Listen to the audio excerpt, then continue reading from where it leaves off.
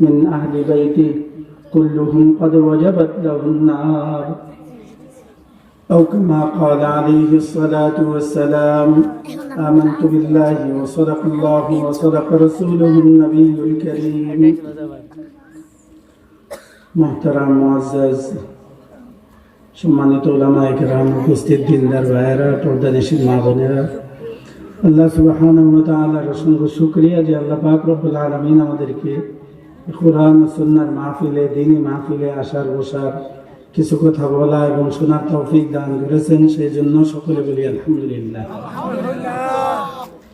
এই যে আজকে আমরা এই মাহফিলে আসলাম, দ্বীনি মাহফিলে বসে রইলাম কষ্ট করে, এটার ফায়দা কি? আল্লাহ রসুল বলেন, যেখানে আল্লাহ রসুলের আলোচনা হয়, জিকির হয়, আল্লাহর কথা বলা হয়, কোরআন সুন্নাহর আলোচনা হয়, ওই মাহফিলকে ফেরেশতারা বেষ্টন করে রাখে। কার কথা এটা? আল্লাহ রসুলের কথা। কার কথা? আল্লাহ রসুলের কথা। কি 99% সত্য না 100% সত্য? তাহলে যদি 100% সত্য হয়, তাহলে অবশ্যই আমাদেরকে ফেরেশতারা বেষ্টন করে আছে। কি বলেন? কথা বুঝতেছেন তো না?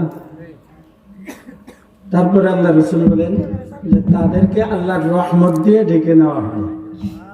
তাহলে আমাদেরকে আল্লাহর রহমত দিয়ে ঢেকে রাখা হয়েছে। 3 নম্বর, ওয়ানাযালাত আলাইহিমুস সাকিনা, শান্তি নাযিল হয়। আর আল্লাহ আমাদেরকে নিয়ে আকাশে ফেরেশতাদের সাথে আলোচনা করেন। তো কার কথা এটা? আল্লাহ রসুলের কথা। সত্য তো না?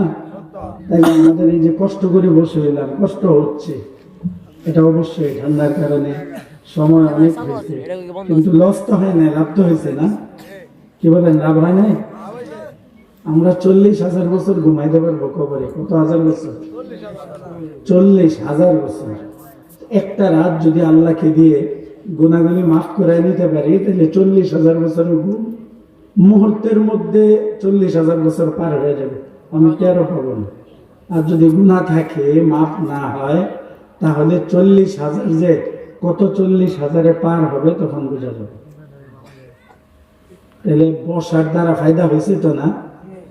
আর বলবো, আমাদের আরেকজন আলেম বক্তা আছেন, আলহামদুলিল্লাহ বড় মানুষ, তো দু একটা কথা করে আমরা বলবো। সময় যেহেতু অনেক হয়েছে, অনেক আলোচনা হয়েছে, আপনারাও কষ্ট করেছেন দীর্ঘ সময় পর্যন্ত। আরেকটা হাদিসে আল্লাহ রাসূল বলেন যে যারা নাকি মনোযোগের সাথে দিনের কথা শুনে, মনোযোগের সাথে দিনের কথা শুনে, আল্লাহ তাআলা তার গুনাহগুলি মাফ করে দেন। একটু জোরে বলেন, আর একটু জোরে বলেন। লাভ তো হয়েছে, গুনাহ কি এমনিতে মাফ হয়ে যায়? তো আজকে আসার দ্বারা আল্লাহ তাআলা গুনাহ মাফ করবেন। তারপরে আল্লাহ রাসূল বলেন যে তাদের গুনাহগুলিকে নেক দিয়ে পরিবর্তন করে দেওয়া হবে। কারো যদি 100 গুনাহ থাকে, 100 নেকি পাবে, তাই তো? পরিবর্তন করলে কি বলেন? কাউকে যদি বলেন যে 500 টাকা ভাঙে আনে, খুচরা টাকা আনছে, তো 500 টাকা তো 500 টাকাই আসবে। তো আল্লাহ কারো যদি 100 গুনাহ থাকে, তাইলে ওই 100 গুনাহ মাফ করে 100 নেকি দান করে দিবেন। ইউবাদদিলুল্লাহু সাইয়্যাতিহিম হাসানাত। আল্লাহ তাআলা নেক দ্বারা গুনাহকে পরিবর্তন করে দিবেন, বদলিয়ে দিবেন। কারো যদি 5,000 গুনাহ থাকে, নেক পাবে কত? জোরে বলেন। কারো যদি 1,00,000 গুনাহ থাকে, তাহলে তার সওয়াব হবে কত? তাহলে আজকে সবচেয়ে বেশি লাভবান কারা বলেন তো? আমরা না। যে সবচেয়ে বড় গুনাহগার, সে সবচেয়ে বেশি লাভবান, ঠিক কিনা? কারণ তার গুনাহ বেশি, নেক কত বেশি পাবে। যার গুনাহ কম, 1,000 গুনাহ আছে, তো পরিবর্তন হয়ে 1,000 পাবে। আর যার 1,00,000 আছে, তারটা পরিবর্তন হয়ে কত পাবে? 1,00,000 পাবে না? আল্লাহ রাসূলের কথা। তাহলে আমরা যারা যত বড় গুনাহগার, আশা করা যায় আল্লাহ তাআলা এত বেশি দয়া আমাদের উপর করবে। তাহলে মজলিসটা আরেকটু সুন্দর করে, অল্প সময় ইনশাআল্লাহ, ঠিক আছে? এরপরে কারো বেশি জরুরত হইলে, কেউ যদি মনে করেন যে আমি তো ফজরের নামাজ পড়তে পারবো না, আরো কিছু সময় বসে রাখেন, সে উঠে চলে যান। ওয়াজ শোনা নফল, মুস্তাহাব। ফজরের নামাজ পড়া ফরজ না? কি বলেন? ফরজ ঠিক রাখতে হবে। আর যদি হিম্মত হয় যে 2 হুজুর মিলে যদি আর আধা ঘন্টার মতো হয় বসে থাকতে পারবো, তাইলে বসেন। তাইলে একটু সামনে আগে বসেন। আমি অল্প কয়েকটা কথা বলবো। আমি একটা আয়াতে কারিমা তেলাওয়াত করেছি, শুনেন, একটা আয়াত তেলাওয়াত করেছি, আল্লাহ সুবহানাহু ওয়া তাআলা বলেন যে আমি কোরআনকে নাজিল করেছি, আমি হেফাজত করব। কোরআন কে নাজিল করেছেন? আল্লাহ বলেন আমি হেফাজত করব। কোরআন, কোরআন আল্লাহ তাআলার কালাম। আল্লাহ যত দামি, আল্লাহর কোরআন তত দামি। এই জন্য আমি আয়াত হাদিসগুলি পড়তে যাব না, তাহলে সময় বেশি হবে। শুধু আয়াত আর হাদিসের তর্জমা কয়েকটা বলব, একটু খেয়াল করে শুনবেন তো ইনশাআল্লাহ। ফায়দা হবে ইনশাআল্লাহ। তো আল্লাহ সুবহানাহু ওয়া তাআলা কোরআন নাজিল করেছেন আর বলেছেন আমি কোরআনের হেফাজত করব। আল্লাহ যত বড়, কোরআনের মর্যাদা তত বড়। এই জন্য যাদের কাছে কোরআন নাজিল হয়েছে এদের দাম বেড়ে গেছে। সর্বপ্রথম কোরআন নিয়ে আসছে কে? হযরত জিবরাইল আলাইহিস সালাম না? কোরআন নিয়ে আসার কারণে উনি সকল ফেরেশতাদের, কোটি কোটি হাজার হাজার কোটি ফেরেশতা আছে, সকল ফেরেশতাদের সর্দার হয়ে গেছে কে? হযরত জিবরাইল। কারণ কি? তিনি কোরআন নিয়ে আসছেন, নবীদের কাছে ওহী নিয়ে আসছেন। আর এই কোরআন সর্বপ্রথম নাজিল হয়েছে আমাদের নবীর কাছে না? বলেন না, কার কাছে? এই জন্য আমাদের নবী দুনিয়ার মধ্যে সকল নবীদের সর্দার হয়ে গেছেন কোরআনের কারণে। কারণ কোরআন যেটা, কোরআন সর্বপ্রথম নাজিল হয়েছে জাবালে নূর। যারা হজে গেছেন দেখছেন যেই পাহাড়ে সর্বপ্রথম ইকরা বিসমি রাব্বিকাল্লাযী খালাক নাজিল হয়েছে। এই জন্য পৃথিবীতে যত পাহাড় আছে সবচেয়ে বরকতময় দামি পাহাড় হলো জাবালে নূর। হেরা পর্বত বলে না ওইটা, যেহেতু ওইটাতে সর্বপ্রথম কোরআন নাজিল হয়েছে। কোরআন নাজিল হয়েছে মক্কা আর মদিনাতে। এই জন্য পৃথিবীর মধ্যে সবচেয়ে দামি শহর মক্কা আর মদিনা। যদি সারা দুনিয়ার যে কোনো জায়গায় আপনি নামাজ পড়েন, এক রাকাতের সওয়াব যদি মদিনাতে পড়েন তো এক রাকাতে 50,000 রাকাত নামাজের সওয়াব পাওয়া যায়। কত? আর যদি এটা পড়েন মক্কাতে, হারামে, মসজিদে হারামে, কাবাতে, তাহলে এক রাকাতে 1,00,000 রাকাতের সওয়াব হয়। মর্যাদা বাড়লো কেন? কোরআনের কারণে। সাহাবায়ে কেরামের মর্যাদা, সারা দুনিয়া সকল মানুষ, গাউস, কুতুব, ফেরেশতা যা আছে সব যদি একসাথে করেন তাহলে একজন সাহাবীর সমান মর্যাদা হবে না। তো সাহাবীদের মর্যাদা কেন হয়েছে? যেহেতু তাদের কাছে কোরআন নাজিল হয়েছে, কোরআন তাদের কাছে সর্বপ্রথম আসছে, এই জন্য দাম বেড়ে গেছে। এই উম্মত সকল উম্মতের মধ্যে দামি, অর্থাৎ আমরা সর্বশেষ নবীর শেষ উম্মত না। আমরা জান্নাতে যাওয়ার আগে কোন নবীর উম্মত জান্নাতে যেতে পারবো না। 1,00,000-এর ঊর্ধ্বে নবী আছে, সকলের তো উম্মত কম বেশি আছে, কারো জন্য জান্নাতে যাওয়ার অনুমতি নাই শেষ উম্মত জান্নাতে যাওয়ার আগে। এই জন্য আল্লাহ বলছেন তোমরা হইলে সবচেয়ে উত্তম উম্মত, কারণ কোরআন আমরা পেয়েছি। কেন ভাই? কেন আমাদের দাম? কোরআন পাওয়ার কারণে। কোরআন যেখানে যাবে সেখানে দাম বেড়ে যাবে, যার কাছে কোরআন যাবে তারই দাম বেড়ে যাবে। এই জন্য একটা কোরআনের একটা আয়াত আছে, সেখানে আল্লাহ সুবহানাহু ওয়া তাআলা বলেন যে আমি কোরআন সর্বপ্রথম মানুষের কাছে দেইনি, দিছিলাম আসমানের কাছে। কার কাছে? ইন্না আরাজনাল আমানাতা আলাস সামাওয়াত, আসমানের কাছে। তারপরে দিলাম জমিনের কাছে। খেয়াল করে শুনেন একটু কথা। তারপরে দিয়েছি পাহাড় পর্বতের কাছে। তাফসীর ইবনে কাসির একটা কোরআনের তাফসীর আছে, ব্যাখ্যা গ্রন্থ, ওইটার মধ্যে লেখছে যে এই কোরআন তাদের কাছে দেওয়ার পরে তারা জিজ্ঞেস করছে যে আল্লাহ এটাতে কি আছে? আল্লাহ বলছেন এই কোরআনে যে বিষয়গুলি আছে যদি তোমরা মানো তাহলে প্রতিদান পাইবা, শান্তি পাইবা, না মানলে আযাব পাইবা, শাস্তি পাইবা। মানুষ যেমন কথা বলতে পারে, সব প্রাণী আল্লাহর সাথে কথা বলতে পারে। তো আসমান জমিন পাহাড় পর্বত এই কথা বলে দিছে যে আমাদের দ্বারা আপনার এই কোরআন, এটার মর্যাদা, এটার পবিত্রতা, এটার ওজন এত বেশি, আমরা এটার মর্যাদা ঠিক রাখতে পারবো না। আল্লাহ বলেন যে এরা ভয় পাইছে, অস্বীকার করছে, আমরা নেব না। এই কোরআনটা নিয়েছে মানুষ। কে নিয়েছে? সর্বপ্রথম আমাদের রাসূলের সিনায় আসছে। এই জন্য মুফাসসিররা লেখে, যারা কোরআনের ব্যাখ্যা লিখছেন, মুহাদ্দিসিনে কেরাম, তারা লিখছেন যে এটা থেকে বোঝা যায় আসমান থেকে আরো উঁচু আমার নবীর সিনা, জমিন থেকে আরো মজবুত, পাহাড় থেকে আরো শক্ত, সমুদ্র থেকে আরো প্রশস্ত আমার নবীর সিনা। কারণ যেটা আসমান জমিন পাহাড় পর্বতে পারে নাই, এটা আমার নবীর সিনায় 30 পারা কোরআন বহন করেছে। কি বলে?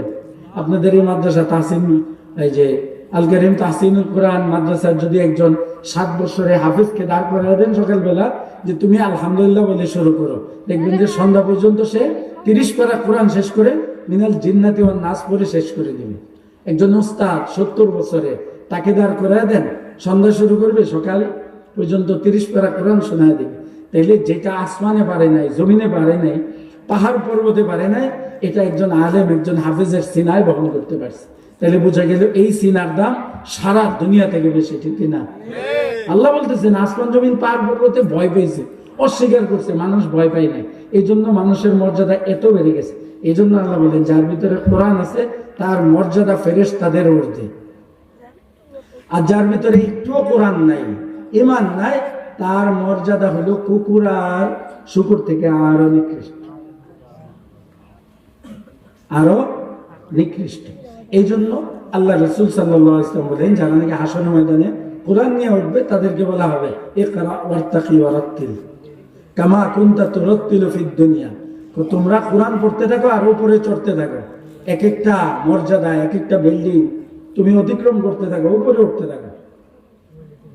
ফাইন্না মানজিলাকা ইনদা আখিরি আয়াতিন তাকরাউহা, যেখানে গিয়ে তোমার কোরআন শেষ হবে। আপনারা বলেন তো কোরআনের আয়াত কয়টা? বলেন না, 6000-এর ঊর্ধ্বে, বাস এর উপরে ইখতিলাফ আছে, 6000-এর উপরে কোরআনের আয়াত, বুঝতেছেন? তাহলে সূরা ফাতিহার মধ্যে আছে 7টা আয়াত, কেউ যদি সূরা ফাতিহা পারে সে 7 তলা বিল্ডিং এ থাকবে। এক এক তলা হবে, এক একটা বিল্ডিং হবে 70 মাইল লম্বা, আর এক একটা ইট হবে স্বর্ণ দিয়ে, একটা ইট হবে রূপা দিয়ে, আর মিলাওয়াট আপনার সিমেন্ট আর বালু দেন না, এটা হবে মেশকা আম্বর দিয়ে। 70 মাইল লম্বা এক এক বিল্ডিং হবে, এমন 7টা বিল্ডিং অতিক্রম করবে যে সূরা ফাতিহা পারে। তো জোরে বলবেন না সুবহানাল্লাহ? আমি বলতেছি না, আল্লাহ রাসূল বলছেন। হ্যাঁ, আল্লাহ রাসূল। যারা পুরা কোরআন পারে, আপনার ছেলে পারে, তাহলে কি হবে? সে কোথায় যাবে? 6000 বিল্ডিং অতিক্রম করে উপরে উঠবে। আল্লাহ বলবেন যেখানে গিয়ে কোরআন শেষ হবে সেখানে গিয়ে তোমার স্তর আর মর্যাদার তোমার বিল্ডিং শেষ হবে। আর কি হবে?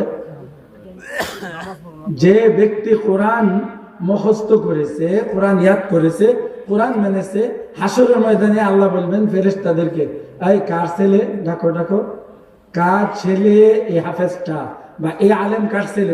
বাবা মাকে উপস্থিত করো। খেয়াল করেন, কোরআনওয়ালার বাবা মাকে উপস্থিত করার পরে আল্লাহ বলবেন যে এর মাথার মধ্যে এমন একটা মুকুট পরিয়ে দাও যেটার আলো হবে সূর্যের আলো থেকে 1000 গুণ বেশি। কি জোরে বলবেন না? এটা বাবা মাকে বলা, এটার মূল্য কত? সারা দুনিয়া বিক্রি করলে ওই মুকুটের দাম হবে না। আর হাফেজকে বলা হবে যে তুমি জান্নাতে যাও। কি করো? জান্নাতে যাও। আর তোমার পরিবারে যারা জাহান্নামী আছে, জাহান্নাম ওয়াজিব, অর্থাৎ হাতে পায়ে শিকল লেগে গেছে যে তাকে জাহান্নামে ফেলা হবে, এমন 10 জন, এর মধ্যে বাবা মা হতে পারে, হতে পারে না, দাদা দাদি, নানা নানি, চাচা চাচি, মামা মামি, ভাই বোন, বুঝছেন? যে তোমার পরিবারের 10 জন ব্যক্তিকে যাদের হাতে পায়ে শিকল লাগানো, ডান্ডা বেরি লাগাইছে, এখন জাহান্নামে ফেলবে উলঙ্গ করে, এমন 10 জনকে তুমি জান্নাতে নিয়ে যাও। জোরে বলেন সুবহানাল্লাহ। যার সন্তান কি হয়েছে? নাতি নাতকুর, সন্তান সন্ততি কোরআন বলা হয়েছে, হাফেজ হয়েছে, আলেম হয়েছে। আল্লাহ রাসূল বলে হাসরের মধ্যে এইভাবে মাফ করা হবে। দুনিয়াতে কি হবে? কবরে যাবেন, কবরে যাওয়ার পরে কি নামাজ পড়া যাবে? হজ করা যাবে? যাকাত দেওয়া যাবে? দোয়া করা যাবে? আর কবরে যদি কেউ করেও ফেলে লাভ হবে? একটা ঘটনা, ছোট্ট একটা ঘটনা। এক বুজুর্গ কবরের পাশ দিয়ে যাইতেছে, আরেক বুজুর্গের কবরের পাশ দিয়ে, কবরের থেকে আওয়াজ আসতেছে, কোরআন তেলাওয়াত করতেছে আর নামাজ পড়তেছে। তো উপরে থেকে এই যে বেচারা আমার কথা শুনে কি বললো? সুবহানাল্লাহ। কি বলছে? তো যেই যুবক জীবিত বুজুর্গ কবরের পাশ দিয়ে যাইতেছিল, সে যখন দেখছে যে কবরের ভিতর থেকে কোরআন পড়ে আর নামাজ পড়ে, এও এমন আশ্চর্য হয়ে ভাইয়ের মতো বলছে সুবহানাল্লাহ। তো যে কবরের মধ্যে বুজুর্গ ছিল, সে তাকে জিজ্ঞেস করলো, তুমি যে সুবহানাল্লাহ বললা কেন? সুবহানাল্লাহ বলছি, তুমি কবরে গিয়ে নামাজ পড়তেছো, কোরআন পড়তেছো, এটা মর্যাদার কারণে আল্লাহ দিতে পারে, এই জন্য আমি কি আশ্চর্য হয়ে পড়ছি। ওই কবরওয়ালা বলতেছে যে আমি যত 1000 বার কোরআন তেলাওয়াত করছি আর নামাজ পড়েছি, এই সবগুলি তোমাকে দিয়ে দিব, তুমি শুধু সুবহানাল্লাহর সওয়াবটা আমাকে দাও। কি দাও? এখন বুঝছেন? অর্থাৎ এখানে আপনি সুবহানাল্লাহ পড়লে লাভ আছে, যদি কবরে গিয়ে সুবহানাল্লাহ বলেন 1000 কোটি বার, ওটার কোনো সওয়াব হবে? মর্যাদার কারণে আল্লাহ পড়াইতে পারে, একটা মর্যাদা, এটা তো লাভ হবে না। এখানে একবার সুবহানাল্লাহ বললে, একবার যদি কেউ সুবহানাল্লাহ বলে, তো আল্লাহ রাসূল বলেন যে তাকে জান্নাতে এমন একটা গাছ বানিয়ে দেওয়া হবে, ফলের গাছ, যে 500 বছর পর্যন্ত যদি সে ঘোড়া দিয়া দৌড়ায় তো শেষ হবে না এটার ছায়া। বুঝছেন লাভ কত? সুবহানাল্লাহর লাভ কত? তো ওই বুজুর্গ এটা বলতেছিলেন। এই জন্য কোরআন তেলাওয়াত এখানে, তো আপনি কবরে যাবেন, আপনার সন্তান যাবে কবরের কাছে গিয়ে, আল্লাহ রাসূল বলেন 3 বার যদি সূরা ইখলাস পড়ে, সূরা ইখলাস তো চিনেন না, কুল হুয়াল্লাহর সূরা চিনেন মোটামুটি সবাই পারেন যারা নামাজ পড়ে, 3 বার যদি কুল হুয়াল্লাহ পড়া হয়, আল্লাহ তাআলা পুরা 30 পারা কোরআন খতমের সওয়াব দান করেন। বাবার কবরের কাছে, মার কবরের কাছে, আত্মীয়র কবরের কাছে গিয়ে যদি 10 বার সূরা ইখলাস পড়েন, কুল হুয়াল্লাহর সূরা, তো তাকে আল্লাহ তাআলা জান্নাতে একটা বালাখানা তৈরি করে দেবেন। সুবহানাল্লাহ। তাহলে কোরআন লস না লাভ? হ্যাঁ, যেখানেই কোরআন গেছে এদেরই দাম বেড়ে গেছে। বুঝছেন? আমরা কোরআনওয়ালা উম্মত, আমাদের মর্যাদা আল্লাহ তাআলার কাছে এত বেশি। এই জন্য আল্লাহ সুবহানাহু ওয়া তাআলা বলেন, শোনো, আমি কোরআন নাযিল করছি, হেফাজত আমি করব। হেফাজত কোথায় করবে? এটা কাগজের ভিতরে? কাগজে তো আগে কোরআন ছিল না। রাশিয়াতে আপনার কাগজের কোরআন যত আছে, কোরআন তো কাগজেই লেখা, সব কোরআন কমিউনিস্টরা পুরাই দিচ্ছে। এবং যাদেরকে জানতো যে তারা কোরআনের হাফেজ, এদেরকে মেরে ফেলছে। আজ থেকে 80-90 বছর আগে পুরা রাশিয়া থেকে সকল মাদ্রাসা, মসজিদ সব বন্ধ করে দিয়ে আলেম ওলামা মুসলমান সব হত্যা করেছে। আমাদের তকি ওসমান হিসাবে একজন বড় আলেম আছেন পাকিস্তানে, সারা দুনিয়ার সবচেয়ে বড় আলেম মনে করা হয়। উনি ছিলেন প্রধান জাস্টিস, প্রধান বিচারক পাকিস্তানের, বড় আলেম। বাংলাদেশে আগে আসতেন, নেটে চার্জ দিলে আপনারা পাইবেন, মুফতি তকি ওসমানী। উনি রাশিয়াতে গেলেন সফর করতে, যাওয়ার পরে ওনার কাছে একটা বাচ্চা নিয়ে আসছে 7 বছরের। কত বছরের বলেন? 7 বছরের বাচ্চা নিয়ে আসছে। পর তার বাবা বলতেছে, ছেলের বাবা, যে হুজুর আমার ছেলে 30 পারা কোরআনের হাফেজ। কিসের হাফেজ? 30 পারা কোরআনের হাফেজ। হুজুরে ব্রিফকেসের মধ্যে কোরআন ছিল, কোরআন খুলে দিছে। বাবা এটা কি বলে? তো এখন আমি চিনি না, এটা কি বলে? কোরআন চিনে না, আমি চিনি না। পরে খুলে দিছে, এটা পড়ো তো, আমি তো পড়তে পারি না। আর বাবা কি বলতেছে? ছেলে হাফেজ। কথা বুঝছেন? ছেলে হাফেজে কোরআন চিনেও না, কোরআন পড়তেও পারে না। হুজুর আশ্চর্য হইলেন। তো হুজুর মুখস্থ জিজ্ঞেস করলেন, আচ্ছা সূরা বনী ইসরাঈল পড়ো। সে 15 পারার সূরা বনী ইসরাঈল শুরু করছে, সুবহানাল্লাযী আসরা বিআবদিহি লাইলাম মিনাল মাসজিদিল হারাম ইলাল মাসজিদিল আকসা। হুজুর বললেন, তাইলে এই 15 পারার মাঝখানের সূরা কাহফ পড়ো। সে আলহামদুলিল্লাহিল্লাযী আনজালা আলা আবদিহিল কিতাব পড়ে ফেলছে। তো বলছে, আচ্ছা তাইলে তো সূরা ইয়াসিন পড়ো। বলতেছে, ইয়াসিনুল কুরআনিল হাকীম ইন্নাকা লামিনাল মুরসালিন। সূরা ফাতিহা পড়ো। আলহামদুলিল্লাহ। যেখান থেকে জিজ্ঞেস করে সে পড়ে ফেলে। তো হুজুর আশ্চর্য হয়ে বললেন, কোরআন দেখে নাই, কোরআন দেখে পড়তে পারে না, হাফেজ হলে কিভাবে? তো বাবাকে জিজ্ঞেস করলে, কারণটা কি? আমাদের তো কোনো কোরআন নাই। রাশিয়াতে কোরআন পাওয়া গেলে কোনো বাড়িতে পুরা বাড়ি পরিবার সহ জ্বালিয়ে দেয় কমিউনিস্টরা। বুঝছেন? তাইলে সে কোরআন তো দেখেই নাই, তো কোরআন চিনবে কোত্থেকে? আর কোরআন যেহেতু দেখেই নাই, তো পড়বে কোত্থেকে? তাইলে সে হাফেজ হইল কিভাবে? তো বাবা বললো, আমি হাফেজ, কোরআনের হাফেজ। 80 বছর আগে আমি কি হাফেজ হয়েছি। তো রাতের বেলা গর্তের ভিতরে গিয়ে আমি তাকে কোরআন পড়াই। এই একটা একটা আয়াত, একটা একটা সূরা করে আমি 30 পারা কোরআনের হাফেজ তাকে বানায় দিছি। তাইলে বুঝছেন আল্লাহ কোথায় হেফাজত করেন? কোরআন, উম্মতের সিনায়। আচ্ছা, কারো যদি সিনা খোলা হয় দেখা যাবে? যাবেন। তো আল্লাহ বলেন, কোরআন আমি নাজিল করেছি, আমি হেফাজত করব। পৃথিবীর কেউ কিয়ামত পর্যন্ত কোরআনকে শেষ করতে পারবে না। আল্লাহ কোন কোন ভাবে হেফাজত করবেন দেখে, হাজার হাজার লক্ষ লক্ষ হাফেজ আছে। আপনি কোরআন যদি কাগজের কোরআন পুড়িয়ে ফেলে, ওইটা তো শেষ করতে পারবেন। এবং কার সিনায় কোরআন আছে এটা কি জানা যাবে? পড়লে জানবে। তো আল্লাহ হেফাজত করবে। এই জন্য আমাদের হাবিব হুজুর রহমতুল্লাহ আলাইহি ছিলেন, আপনারা অনেকেই চিনেন, নাম জানেন। বাংলাদেশে এক সময় এরশাদের সাথে প্রেসিডেন্টে দাঁড়িয়ে, উনি প্রেসিডেন্ট হয়ে গেছিলেন, যদিও ওনাকে দায়িত্ব দেওয়া হয়নি। তো উনি বলতেন যে কোরআন হলো মাদ্রাসা, কোরআনই মাদ্রাসায় কোরআন হলো নূহ আলাইহিস সালামের কিস্তির মতো। যারা নূহ আলাইহিস সালামের কিস্তিতে উঠেছিল তারা বেঁচেছে, আর সবাই প্লাবনে মরে গেছে। না, এই কিচ্ছা আপনারা শোনেন নাই? যারা কোরআনের সাথে থাকবে, কোরআনই মাদ্রাসার সাথে থাকবে, আল্লাহ তাদেরকে হেফাজত করবে। মৃত্যু তো হবে, কিন্তু জাহান্নাম থেকে হেফাজত হওয়া, ধ্বংস থেকে, আল্লাহ তাআলা আযাব থেকে হেফাজত আল্লাহ তাআলা কোরআনের মাধ্যমে, মাদ্রাসার মাধ্যমে করবেন ইনশাআল্লাহ। বুঝছেন? তো এই জন্য কোরআন আল্লাহ তাআলা হেফাজত করতেছেন কোথায়? আজকে যদি কোরআন না থাকতো তো হাদিস থাকতো না, হাদিস না থাকতো ফিকহ থাকতো না। কোরআন হাদিস ফিকহ যদি না থাকতো তাহলে আলেম থাকতো? আলেম না থাকলে আমাদের যে জন্মের পরে ডান কানে আজান দিতে হয় মুসলমানদের, বাম কানে একামত দিতে হয়, এটা কি বলতো? কোথায় থাকতো? এটা তো কোরআন হাদিসে আছে না? তাইলে আমরা ঘুষের মতো জন্ম নিতাম। আচ্ছা, আমরা যে দুনিয়াতে আসলাম, আমরা কি হালাল জাদা না হারাম জাদা? কোন তো বলেন না? হালাল জাদা না। কারণ কি? আপনার বাবা মার বিয়ে হয়েছে, আমার বাবা মার বিয়ে হয়েছে, ইজাব কবুল হয়েছে, সুন্নত মোতাবেক ইমাম সাহেব বিয়ে পড়াইছে, খুতবা করেছে, কি বলেন ঠিক না? সাক্ষী আছে। এই জন্য আপনি জানেন আপনার দাদা, নানা, নানি সবাই বলছে এটা তোমার আব্বা, এটা তোমার আম্মা। না, বিয়ের সময় তো আমরা দেখি নাই, অসংখ্য হাজার মানুষের সাক্ষী আছে। তাইলে আমরা হইলাম হালাল জাদা, হারাম জাদা না, বৈধ সন্তান, অবৈধ না। না, আমেরিকাতে 80% পাবেন, 80% হারাম জাদা। বুঝছেন? কারণ তারা বিয়ের সাথে উঠাই দিয়েছে।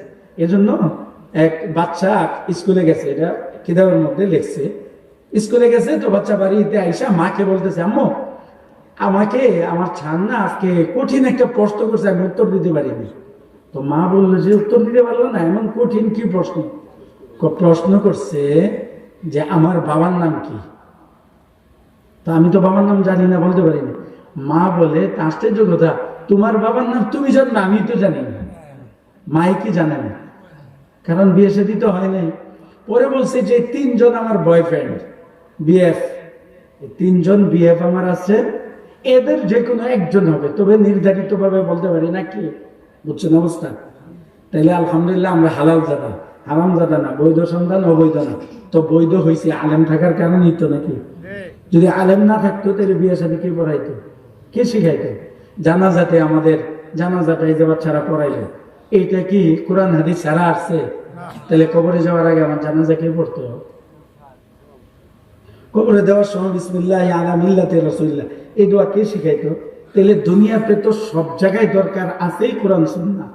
আর মৃত্যুর পরে তো অন্য কোনো কিছু কাজে লাগবে না, ইঞ্জিনিয়ার, ডাক্তার, প্রফেসর, আরো যত বিজ্ঞানী আছে সব দুনিয়ার জন্য। কিন্তু আলেম, কোরআন সুন্নাহ, আলেম ওলামা আখিরাতের জন্য। দুনিয়াতে তো আছে আখিরাতে, বুঝতেছেন?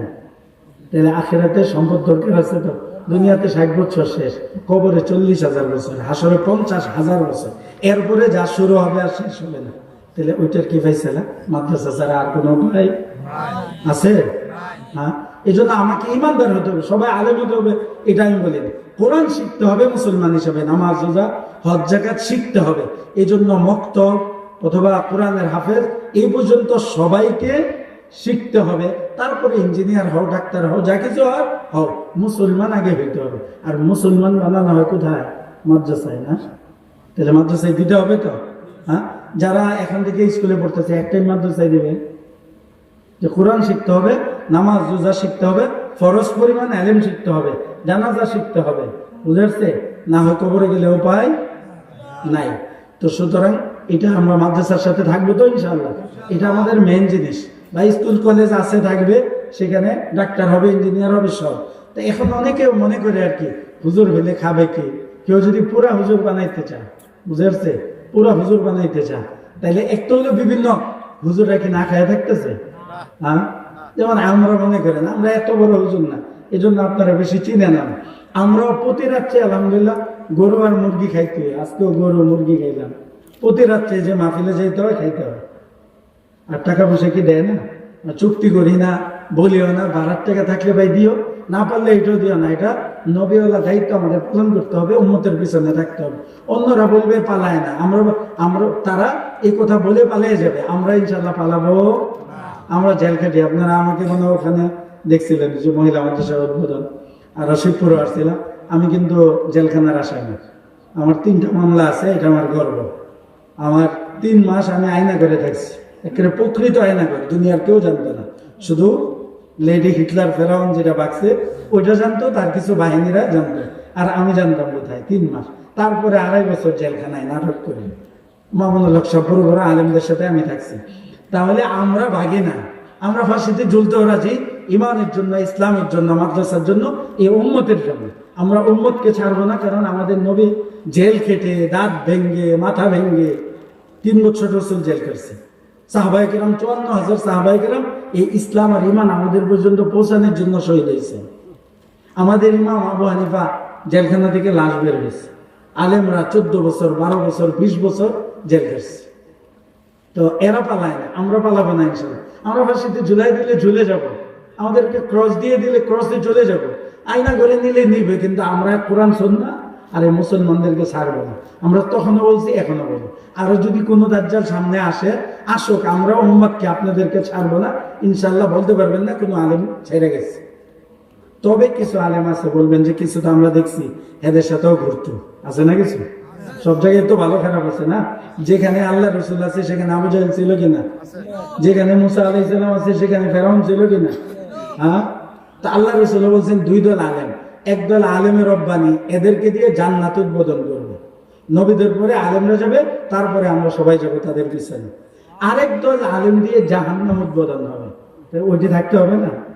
হ্যাঁ, জাহান্নাম উদ্বোধন হবে আরেক দল আলেম দিয়ে। এমন 2-1টা থাকবে, আসা যাওয়া করবে, এদের দরবারে আসবে যাবে, কিছু পেট পাচানোর জন্য কিছু করবে। আর কিছু আলেম এরা নবীদের মতো জীবন দিবে, মরবে, তারপর উম্মতকে ছাড়বে না ইনশাআল্লাহ। এই জন্য এরা ভাগে, আমরা ভাগবো না ইনশাআল্লাহ, বুঝছেন? আমরা আপনাদেরকেও ছাড়বো না। তো বলতেছিলাম যে উলামায়ে কেরাম ভাগ পায় না, এটাও ঠিক না। উলামায়ে কেরামের দৌড় শুধু মসজিদ পর্যন্ত না, মাদ্রাসা পর্যন্ত না। তালেবানদেরকে দেখেন, তারা মৌলবী, প্রেসিডেন্ট শাইখুল হাদিস, যেটার মধ্যে দেখছেন না অনেকের নাম শাইখুল হাদিস, যে সবচেয়ে বড় হাদিসের কিতাব পড়া তাকে বলে শাইখুল হাদিস। বুখারী শরীফ যে পড়া, বুখারী শরীফের নাম শুনছেন না? তো আফগানিস্তানের যিনি প্রেসিডেন্ট তিনি কি শাইখুল হাদিস, মোল্লা হাইবাতুল্লাহ খানজাদা। প্রধানমন্ত্রী শাইখুল হাদিস, পররাষ্ট্রমন্ত্রী আলেম, স্বরাষ্ট্রমন্ত্রী আলেম, মেয়র আলেম, পুলিশ অফিসার আলেম, সাধারণ পুলিশ এগুলো হাফেজ আলেম সব। তাহলে মোল্লার দৌড় কি মসজিদ পর্যন্ত না সংসদ পর্যন্ত? এরপরে জাতিসংঘের পার্লামেন্টে গিয়ে ইসলাম আর কোরআনের দাওয়াত দিছে তালেবানরা সেই আমেরিকাতে। তাহলে আমেরিকার পার্লামেন্ট পর্যন্ত তাদের দৌড় আছে। তো হ্যাঁ, আল্লাহ তাআলা আমাদেরকে কোরআনটা দিয়েছেন শুধু তেলাওয়াতের জন্য না, শুধু মৃত্যু ব্যক্তির জন্য না। এই কোরআন আমার ব্যক্তি জীবন, পারিবারিক জীবন, সামাজিক জীবন, রাষ্ট্রীয় জীবন, আন্তর্জাতিক জীবন, সব জায়গায় আইন বিধান সবকিছুর জন্য আল্লাহ কোরআন দিয়েছেন। কিন্তু 1300 বছর পর্যন্ত পৃথিবী চালাইছে আলেমরা, পৃথিবী চালাইছে কোরআনওয়ালারা। কোরআন দিয়ে ব্যক্তি জীবন থেকে নিয়ে আন্তর্জাতিক জীবন পর্যন্ত 1300 বছর, 100 বছর পর্যন্ত কাফের, বেঈমান, ইহুদি, খ্রিস্টান এবং মুসলমান নামধারী মুনাফিকরা মিলে ইসলামকে বিদায় করে 1924 সালে আপনার আনছে গণতন্ত্র। এই জন্য গণতন্ত্র এটা ইসলাম বিরোধী একটা তন্ত্র। এই জন্য গণতন্ত্র থেকে তওবা করিয়া ঈমান আনতে হবে। কেউ গণতন্ত্রের মধ্যে থেকে নামাজ রোজা করলে কোনো লাভ হবে না, আমি সাফ বলে দিলাম। সময় নাই, এই জন্য এটা আলোচনা আজকে করা যাবে না। তো গণতন্ত্র বাদ দিয়ে ইসলাম মানতে হবে, আবার পৃথিবীতে ইসলাম কায়েম হবে, পুরা পৃথিবী চলবে কোরআন সুন্নাহ অনুযায়ী। আল্লাহ রসুলের একজন খলিফা ভবিষ্যৎবাণী করছেন একজনের ব্যাপারে, রসুলের বংশধর ইমাম মাহদী আসবে, পুরা পৃথিবী দখল করবে উনি। তারপরে হযরত ঈসা আলাইহিস সালাম আমাদের নবীর আগে নবী, উনি আসমান থেকে ফেরেশতাদের কাঁধে ভর করে নামলেন, উনি মৃত্যুবরণ করেন না। আয়েশা 40 বছর পুরা পৃথিবী চালাইবেন একমাত্র কোরআন অনুযায়ী, আর কোনো তন্ত্র মন্ত্র, সমাজতন্ত্র, রাজতন্ত্র, গণতন্ত্র থাকবে না। এগুলো করলে মানুষ কাফের হয়ে যায়। গণতন্ত্র করলে কাফের হয়ে যায়, মুসলমান থাকে না। সমাজতন্ত্র করলে মুসলমান থাকে না।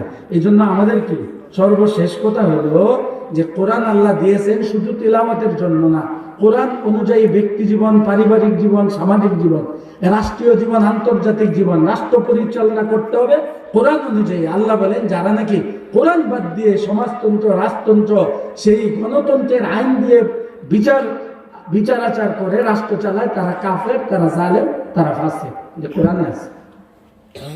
তাহলে আমরা যে কয়জন আছি আজকে থেকে তওবা করবো, আমি কোনো দলমতে থাকবো না। আমার দাবি থাকবে একটাই, যে আমি চাই যারা কোরআন অনুযায়ী পরিচালনা করবে রাষ্ট্র, তারা যেন আসে। আমি চেষ্টা করবো আমার ব্যক্তি জীবন, আমার পরিবার, আমার সমাজ কোরআন অনুযায়ী হবে, সুন্নাহ অনুযায়ী হবে, রাসূলের তরিকা অনুযায়ী। আর যারা আসবে তারাও পৃথিবী পরিচালনা করতে হবে কি দ্বারা? কোরআন দ্বারা। কোরআনের বাইরে যারা আছে পরিচালনা করে, এরা মুসলমান থাকে না। এদেরকে যারা মানে তারাও মুসলমান থাকে না। তাহলে আমি মুসলমান দাবি করব আর গণতন্ত্র দিয়ে রাষ্ট্র চালাবো, গণতন্ত্র করব।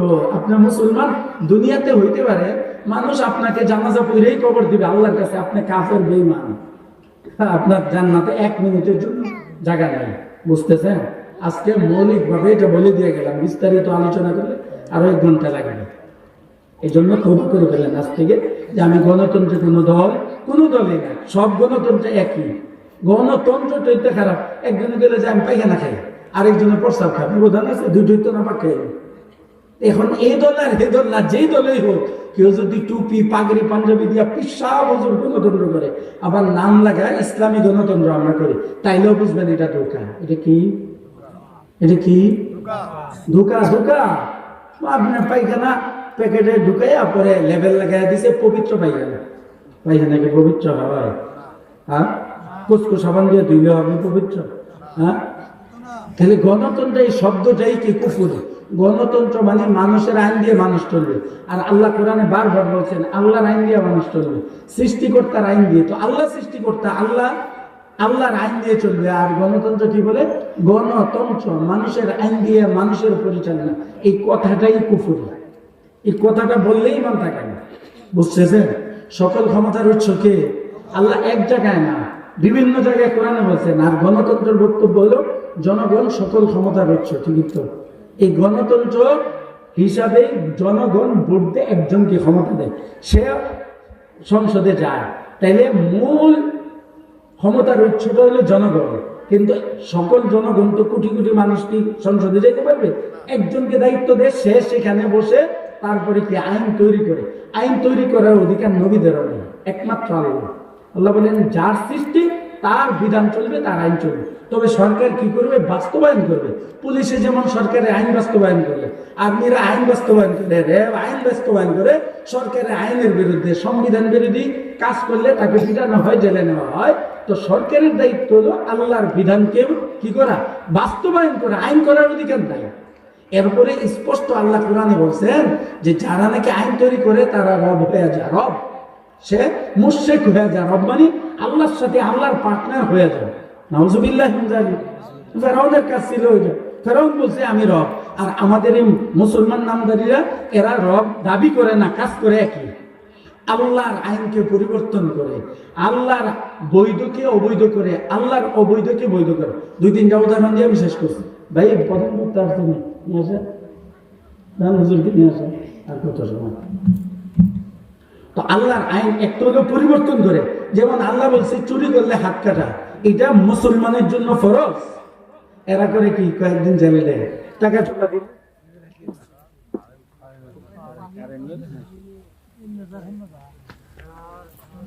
দরুদ শরীফ পড়েন সবাই।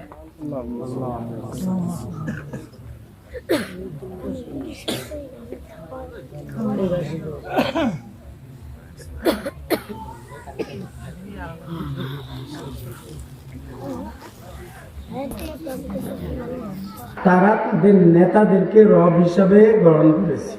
এটা কার কথা? কার? আল্লাহ। বলেন না কার? কোরআনের আয়াত, সূরা তওবার আয়াত, সূরা তওবার 31 নম্বর আয়াত। আল্লাহ কি বলেন? ইহুদি নাসাররা তাদের নেতাদেরকে রব হিসাবে গ্রহণ করেছে। আল্লাহ রসুল আয়াত তেলাওয়াত করছেন। রসুলের সাহাবী বলেন যে আল্লাহ রসুল আমিও তো ইহুদি, কই আমরা তো আমাদের নেতাদেরকে রব বলি না। তাহলে আল্লাহ যে বললো আমরা রব হিসাবে গ্রহণ করছি কেন?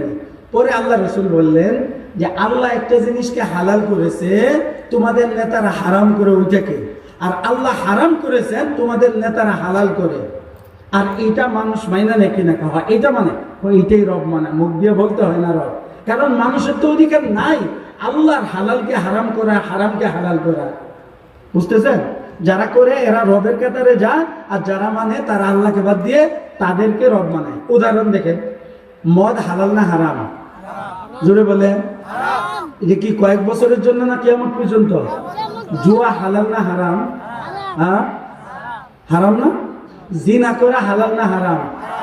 তাইলে বাংলাদেশে কি মদের লাইসেন্স দেয় না?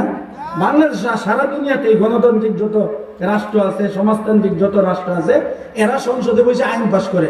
আমার মাদ্রাসার সামনে মদের বারের বিল্ডিং আছে, আর্মিরা গেছিল, কিন্তু এদের বৈধতা আছে। মানে আল্লাহ হারাম করছেও যদি সরকার এটারে হালাল করে দিছে। হালাল মানে বৈধ, হারাম মানে অবৈধ, লাইসেন্স দেওয়া। তো আল্লাহ কইছেন হারাম মদ, এরা লাইসেন্স দিয়ে হালাল করে দিছে। জুয়া হারাম, যদি লাইসেন্স থাকে তো জুয়ার ইয়া চলতেছে। জিনা হারাম, বাংলাদেশে পাকিস্তানে যত মুসলমান রাষ্ট্র আছে বেশ্যাখানার অভাব নাই। তাহলে এদেরকে মারেও না কাটেও না, কারণ কি? যে এরা সরকারি বৈধতায় আছে। খেয়াল করেন, তাইলে আল্লাহ হারাম করছে, এরা হালাল করে। আচ্ছা, বাল্য বিবাহ জায়েজ না হারাম বলেন তো? হ্যাঁ বলেন না, বাল্য বিবাহ হারাম? হালাল না শুধু সুন্নত। আল্লাহ রসুল আম্মা আয়েশারে 6 বছর বয়সে বিয়ে করছে। কত বছর বয়সে? তাইলে বাল্য বিবাহটা শুধু হালাল না, সুন্নত। আর এরা করতেছে কি দেখেন, জায়গা জায়গা এখন কিছু মূল্য বিবাহ করছে, এরা বাল্য বিবাহের বিরুদ্ধে ওয়াজ করে। এইটা তুমি বলতে পারো বাল্য বিবাহ করলে কিছু সমস্যা থাকতে পারে, এই জন্য আপনারা বড় করে বিয়ে দিয়ে উৎসাহিত করতে পারো। কিন্তু এইটার জন্য পুলিশ দিয়া ধরানো, জেল খেটানো, বিবাহ ভঙ্গ করে দেওয়া, যদি আপনি দেখেন বাল্য অবস্থায় যদি বাইগা যা, তাহলে কিন্তু সমস্যা নাই, সে কাজের কাছে গিয়ে বিয়ে পড়াইতে পারে। কিন্তু শরীরভাবে বিয়ে পড়াবে, এটা হলো গণতন্ত্রের নাপাকি, খাসরামি, ইসলাম বিরোধিতা, কাফেরদের আইনে গুলি হয়। এটা আব্রাহাম লিঙ্কনের কাফেরদের তৈরি, এটি মুসলমানদের কোনো জিনিস না। এরপরে জেহাদ আল্লাহ হালাল করছেন না ফরজ করছেন উম্মতের জন্য। এরা জঙ্গি বলে, সন্ত্রাসী বলে বলে গ্রেফতার করে মারে। এই যে আমাদেরকে বলে নিয়ে গেছে, হক কথা বলার কেন? আমরা তো একজনকে হত্যা করি না। এরা আর্মি হত্যা করছে, হেফাজতে রাতের অন্ধকারে হত্যা করছে, 24-এ হত্যা করছে, 30-এ হত্যা করছে, ভিডিআর হত্যা করছে। এরা জঙ্গি না, জঙ্গি হইল আলেম ওলামারা, ছাত্ররা, স্কুল কলেজ ভার্সিটির ছাত্ররা, যারা জুলুমের বিরোধিতা করেছে। তাইলে আল্লাহর হালালকে এই জামানায় গণতন্ত্র হারাম করে, আল্লাহর হারামকে হালাল করে। যারা এই কাজটা করে তারাও বেঈমান, যারা মারে তারাও বেঈমান। তো গণতন্ত্র মানলে কি ঈমান থাকবে না? যাবে। যদি মুসলমান হয়ে মরতে চান, আজ থেকে তওবা করেন, কোন দলের সাথে নাই। আমরা কোরআনী আইন চাই, শরীয়ত বিধান চাই, আল্লাহর দিন চাই। চাই তো ইনশাআল্লাহ। তাইলে মুসলমান হিসেবে মরতে পারবেন। নাইলে একবার না 1 কোটি বারে যদি জানাজা হয়, কোনো লাভ হবে না। আপনার জন্য একদিনের জন্য জান্নাতের কোনো ব্যবস্থা হবে না। এই জন্য এখন থেকে সমাজতন্ত্র তো কমে আমাদের দেশে, রাজতন্ত্র, তারপরে কি গণতন্ত্র থেকে তওবা করে মুসলমান হয়ে যান সবাই। যারা করছেন তারা ঈমান এনে মুসলমান হন, আর যারা করেন নাই তারা আজ থেকে পাক্কা নিয়ত করেন যে কোনোদিন কোনো দল, এটা ইসলামের নামে হোক আর অন ইসলামের নামে হোক, পায়খানা এটাকে পবিত্র নাম দিলে হোক। আল্লাহ তাআলা আমাদেরকে বুঝার, আমল করার তৌফিক দান করুন। আখিরু দাওয়ানা আলহামদুলিল্লাহি রাব্বিল আলামিন। চাইছিলাম হুজুরে আর আগে আসে।